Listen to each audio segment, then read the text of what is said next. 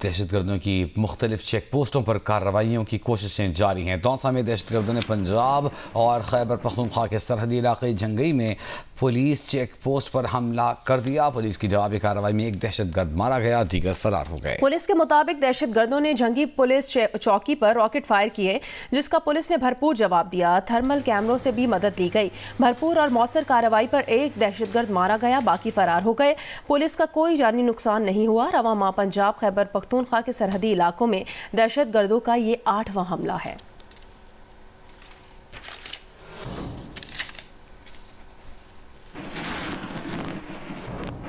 IG Khyber Pakhtunkhwa police Zulfikar Hamid ने वजीर आला अली अमीन गंडापुर को लिखे गए खत में केपी को हार्ड एरिया करार देने का मुतालबा किया है। खत में कहा गया कि केपी और बलूचिस्तान पुलिस अंदरूनी और सरहदी दहशतगर्दी के खतरात का सामना कर रही है, मगर केपी में पुलिस को दीगर सूबों के मुकाबले में कम तनख्वाहें मिलती हैं। तनख्वाहों में वाज़ेह फर्क पुलिस में बेचैनी और अदम इत्मीनान पैदा कर रहा है।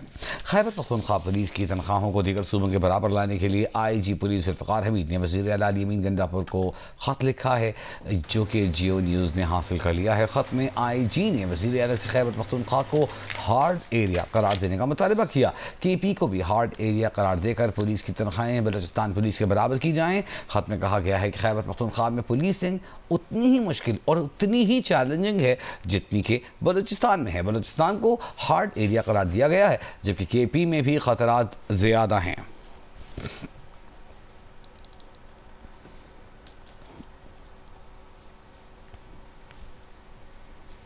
सिक्योरिटी फोर्सेस ने 22 और 23 मार्च की दरमियानी शब पाक अफगान बॉर्डर से खवारिज की पाकिस्तान में दर अंदाजी की कोशिश नाकाम बना दी। शदीद फायरिंग के तबादले में 16 खवारिज हलाक कर दिए गए। ISPR के मुताबिक सिक्योरिटी फोर्सेस ने 22 और 23 मार्च की दरमियानी शब शिमाली वजीरिस्तान के इलाके गुलाम खान में खवारिज के एक गिरोह की नकलो हरकत देखी। सिक्योरिटी फोर्सेस ने फौरी तौर पर मौसर कार्रवाई करते हुए दरअंदाजी की कोशिश को नाकाम बना दिया। शदीद फायरिंग के तबादले के बाद तमाम 16 खवारिज को हलाक कर दिया गया। ISPR का कहना है कि पाकिस्तान मुसलसल अफगान अबूरी हुकूमत से मुतालबा कर रहा है कि वो अपनी तरफ मौसर बॉर्डर मैनेजमेंट को यकीनी बनाए। अफगान अबूरी हुकूमत से तवक्को की जाती है कि वो अपनी जिम्मेदारियों को पूरा करेगी और दहशतगर्दों को पाकिस्तान के खिलाफ कार्रवाइयों के लिए अफगान सरजमीन के इस्तेमाल से रोकेगी। ISPR का कहना है कि पाकिस्तान की सिक्योरिटी फोर्सेस अपने मुल्क की सरहदों के तहफ़्फ़ुज़ और दहशतगर्दी के मुकम्मल खात्मे के लिए पुरअज़्म हैं।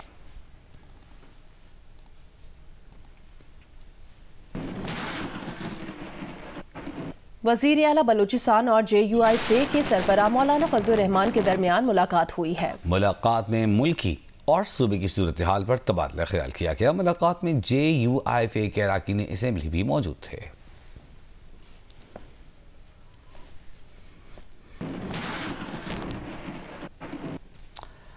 वज़ीर आज़म शहबाज शरीफ ने कहा है कि बिजली के नरखों में कमी से मुताल्लिक़ पैकेज तैयार किया जा रहा है, जिसका ऐलान जल्द कर दिया जाएगा। पावर सेक्टर में इस्लाहात की बदौलत अवाम को बिजली की कीमतों में मजीद रिलीफ फराहम करेंगे। पावर डिवीजन के उमूर पर जायजा इजलास से खिताब करते हुए वज़ीर आज़म का कहना था कि काबिल तजदीद तवानाई का फ़रोग़ हुकूमत की तरजीह है। शमसी तवानाई से मुतालिक हुकूमत की पॉलिसी और तरजीहात में कोई तब्दीली नहीं आई है। वज़ीर आज़म ने हुकाम को सोलराइजेशन पॉलिसी से मुतालिक इबहाम, हक़ाइक़ और आदाद शुमार की बुनियाद पर दूर करने की हिदायत की। वज़ीर आज़म ने कहा कि जनरेशन कंपनीज के खात्मे से मुतालिक कानूनी और दीगर उमूर जल्द तय किए जाए। बिजली तकसीम कार कंपनी की निजकारी का अमल तेज तर किया जाए।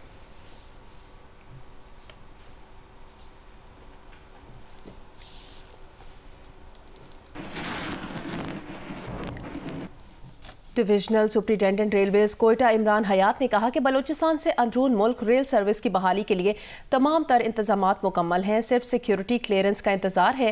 विफाकी वजीर रेलवे 26 मार्च को कोयटा में मुनक़िदा इजलास में इसका फैसला करेंगे। कोयटा के divisional superintendent railways Imran Hayat ने जियो न्यूज़ से बात करते हुए कहा, कोयटा से अंदरून मुल्क के लिए ट्रेन सर्विस की बहाली के इंतजामात मुकम्मल है, लेकिन इंतजार सिर्फ सिक्योरिटी क्लियरेंस का है, उसके मिलते ही फैसला कर लिया जाएगा। उन्होंने कहा 26 मार्च को विफाकी वजीर रेलवेज कोयटा आएंगे। विफाकी वजीर रेलवे की ज़ेर सदारत इजलास कोयटा में होगा।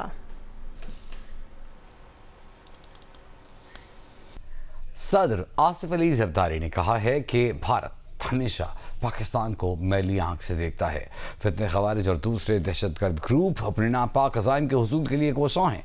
पाकिस्तान के अवाम और मुसल्लह अफवाज मिलकर इन अज़ाइम को नाकाम बना देंगे। यौम पाकिस्तान की परेड से खिताब के दौरान सदर मुमलिकत ने कहा कि 5th जनरेशन वॉरफेयर एक अहम चैलेंज है।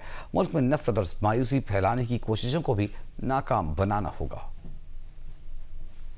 भारत पाकिस्तान को हमेशा मैली आंख से देखता है और दूसरी जानब फितना अल-ख्वारिज और दीगर दहशतगर्द तंजीमें, हम इन सब को बता देना चाहते हैं कि पाकिस्तान की अवाम और मुसल्लह अफवाज साथ साथ खड़े हैं और इनकी नापाक अज़ाइम को नाकाम बना दे के इंशाअल्लाह 5th जनरेशन वॉरफेयर एक चैलेंज की सूरत इख्तियार कर गई है। हमारी खारजा पॉलिसी अपने अमन और इस्तेकाम पर मबनी है। हम अपने हमसाए मुल्कों और आलमी बरादरी के साथ मजबूत ताल्लुक़ कायम करने की ख्वाहिशमंद हैं।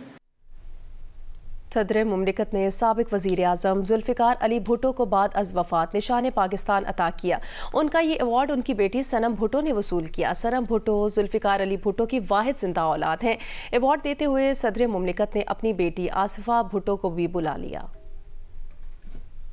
सदर इस्लामी जमहूरिया पाकिस्तान ने जनाब शहीद जुल्फ़िकार अली भुट्टो को निशान पाकिस्तान बाद अज़ वफ़ात का एज़ाज़ अता किया है। आपका एज़ाज़ आपकी साहबजादी मोहतरमा सनम भुट्टो वसूल करेंगी।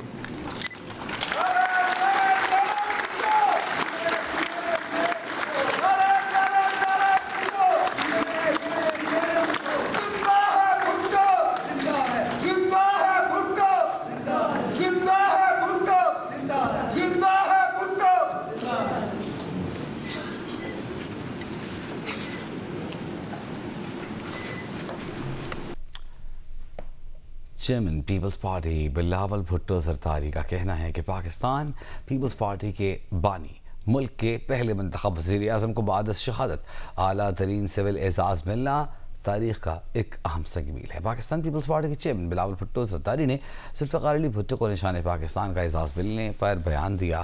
कहा कि आईन पाकिस्तान के खालिक़ जुल्फ़िकार अली भुट्टो के लिए निशान पाकिस्तान का एजाज़ भुट्टोइज़्म के नज़रिए की एक और फतह है। पाकिस्तान के साबिक़ वज़ीर ख़ारजा जुल्फ़िकार अली भुट्टो को निशान पाकिस्तान का मिलना उनके मुल्क के लिए गिरा कदर खिदमात का एतराफ़ है। बिलावल भुट्टो ने मज़ीद कहा कि कायद अवाम जुल्फ़िकार अली भुट्टो ने अवाम को हुकूक हासिल करने की जद्दोजहद का शऊर दिया। वक्त के आमिर ने फ़ख्र एशिया जुल्फ़िकार अली भुट्टो की आवाज़ दबाने की कोशिश की, मगर वो आज भी गढ़ी खुदा बख्श से राज कर रहा है। पीपल्स पार्टी भुट्टोइज़्म की पैरोकार है और अपनी बानी के मिशन पर हमेशा कारबंद रहेगी। हुकूमत पाकिस्तान ने वक़ारुद्दीन सैयद और अयाज़ खान को खिदमात आमा पर सितारा इम्तियाज़ अता किया है। इन दोनों को ये एजाज़ बच्चों के जिनसी इस्तेहसाल के तदारुक और माली धोखा दही के इंसदाद जैसे शोबों में खिदमात सर अंजाम देने पर दिया गया है। मुनज़्ज़म साइबर क्राइम की बदलती हुई नौइयत को मद्देनज़र रखते हुए आप दोनों ने ऐसी पॉलिसियों का नफाज किया जिससे अवाम और सरमायाकारों के एतमाद को फ़रोग़ मिला और साइबर क्राइम रिपोर्टिंग आसान हो गई। खिदमात आमा के शोबे में आप दोनों की गिरां कदर खिदमात के इतराफ़ में सदर इस्लामी जमहूरिया पाकिस्तान ने जनाब वक़ारुद्दीन सैयद और जनाब अयाज़ खान को सितारा इम्तियाज़ के एजाज़ात से अता किया। जनाब वक़ारुद्दीन सैयद, जनाब अयाज़ खान।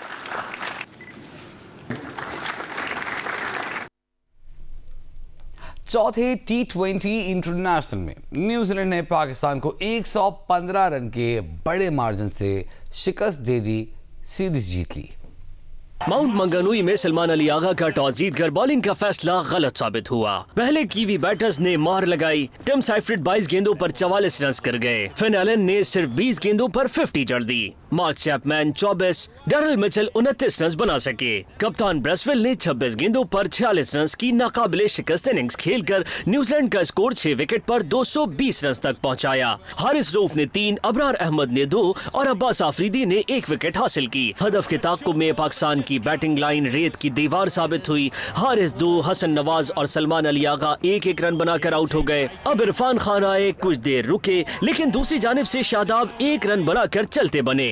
इरफान भी 24 रन बनाकर आउट हो गए। खुशदिल शाह 6 रन बना सके। पाकिस्तान की जानिब से सबसे बड़ी इनिंग्स अब्दुल समद ने खेली। 30 गेंदों पर 44 रन बनाए। टीम 16.2 ओवर्स में 105 रन बनाकर आउट हो गई। जैकब डफी ने 4 और फॉल्कस ने 3 खिलाड़ियों को आउट किया। न्यूजीलैंड ने 115 रन की कामयाबी के साथ 5 मैचेस की सीरीज में 3-1 की फैसला कुन बरतरी हासिल कर ली। आखिरी मैच बुध को वेलिंगटन में खेला जाएगा।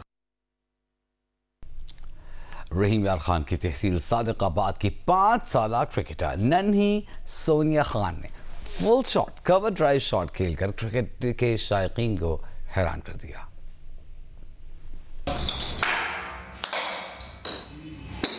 जी, इस वक्त हम जिला रहीम यार खान की तहसील सादिकाबाद के ग्राउंड में मौजूद हैं। यहाँ पर मेरे साथ एक 5 साल बच्ची मौजूद है जो बड़ी महारत के साथ फुल शॉट और कवर ड्राइव शॉट खेलकर जो है यहाँ के खिलाड़ियों को हैरान कर देती हैं। यहाँ पर हम इस बच्ची से गुफ्तगू करते हैं कि उन्हें कौन से पाकिस्तान के खिलाड़ी पसंद हैं और वो क्रिकेटर में कैसा क्रिकेटर बनना चाहती हैं। सोनिया, बताएं कि आपको कौन सा खिलाड़ी पसंद है? बाबर आजम। आप कौन सी टीम के लिए खेलेंगी?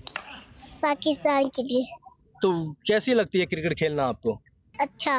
कौन सी शॉट खेलती है आप? मैं कवर छक्का, शॉट और फुल शॉट। मैं कहता हूँ ये हम लोग का नाम रोशन करे और बड़ी टीम में जाए, पाकिस्तान का नाम रोशन करे, हमारा नाम रोशन करे। तकरीबन 2 साल से खेल रही हैं, बहुत अच्छी बैटिंग करती हैं। तो मैं भी दिन रात इसके ऊपर मेहनत कर रहा हूँ क्योंकि मेरे पास कोई सहूलत नहीं है। मैं अपने घर की छत के ऊपर जो है इसको प्रैक्टिस करवाता हूँ। मेरे पास ना कोई नेट है ना कोई ग्राउंड है। तो इसका एडमिशन अभी हमने स्कूल में करवाया है। तो इसका बाबा जब मैच लगता है ना तो इसका बाबा बहुत शौक से देखता है। तो ये बाबर आजम की तरह कहती मैंने भी ऐसा ही मैच खेलना है। क्रिकेटर माशाल्लाह बनेगी, इंशाल्लाह हमारा ज़रूर नाम रोशन करेगी, पाकिस्तान का नाम रोशन करेगी। हम इस पे बहुत मेहनत कर रहे हैं, ये आगे जानी चाहिए। वालिदैन का कहना है कि हुकूमती सतह पर इन्हें सपोर्ट की जाए ताकि जो है इसकी बच्ची की जो है मजीद जो है प्रैक्टिस वगैरह कराकर आने वाले दिनों में इसे जो है एक अच्छा क्रिकेटर बनाया जा सके। जी, ठट्टा और सुजावल अजला में गंदम की फसल तैयार हो गई है। फसल की कटाई का काम भी शुरू कर दिया गया है, लेकिन आबादगार हुकूमत की जानिब से गंदम की खरीदारी के लिए सेंटर्स कायम न करने और गंदम की खरीदारी के लिए सरकारी निर्ख मुकर्रर न करने से परेशान हैं। तफसील बताएंगे जियो न्यूज़ के नुमाइंदे शाहिद सिद्दीकी।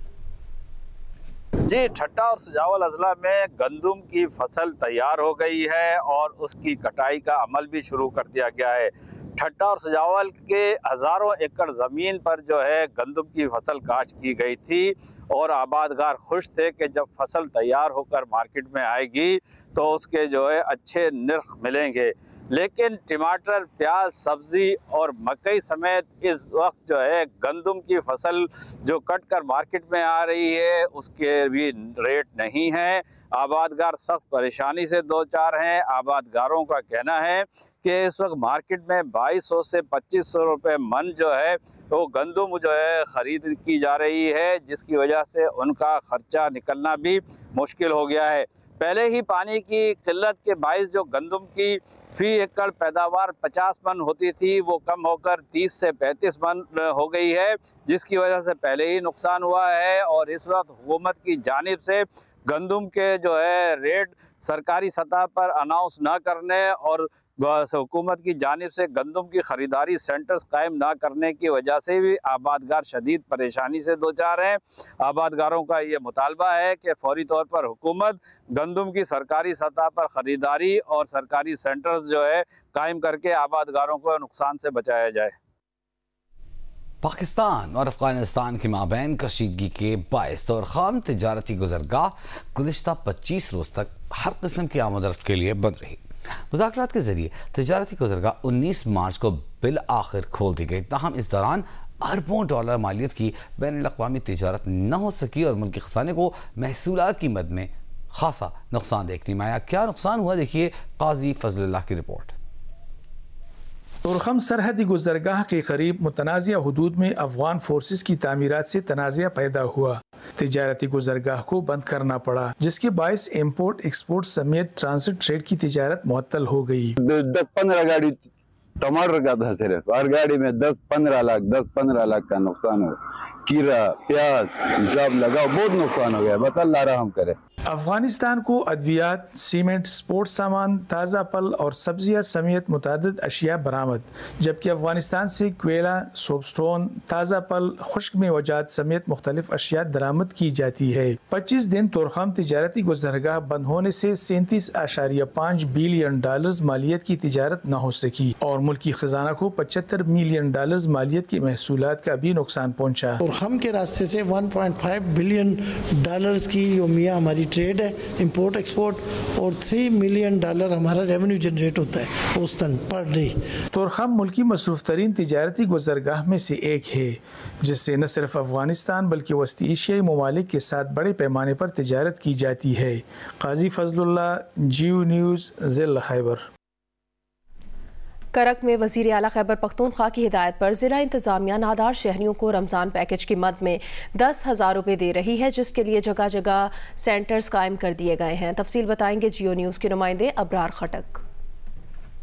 सूबाई हुकूमत की जानिब से ज़िला करक में ज़िले इंतज़ामिया शहरियों को रमज़ान पैकेज की मद में 10-10 हज़ार रुपये दे रही है, जिसके लिए जगह जगह पर रिटेलर सेंटर कायम किए गए हैं, जहां से शहरी बिला तफरीक अपने 10,000 रुपये वसूल कर रहे हैं। डिप्टी कमिश्नर करक ने रिटेलर सेंटर को हिदायत की है कि ये पैसे बगैर किसी कटौती के दिए जा रहे हैं। अगर किसी ने कटौती की तो इनके खिलाफ कार्रवाई होगी।